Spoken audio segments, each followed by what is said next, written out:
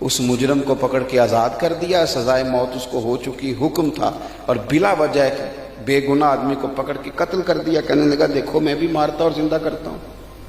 یہاں تک آ گیا ظلم کرتے کرتے، یہ حال ہو گیا۔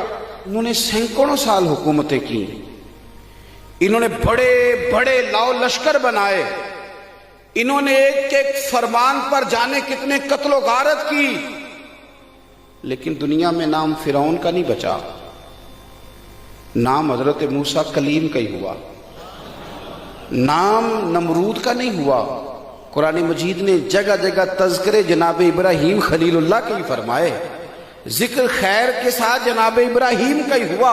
حمان چلا گیا، نمرود چلا گیا، ہلاکو خان چلا گیا، بڑے بڑے ظالم دفن ہو گئے، اور جب باری آئی کربلا کی، نہ زیاد کا وہ ستم رہا، نہ یزید کی وہ جفا رہی۔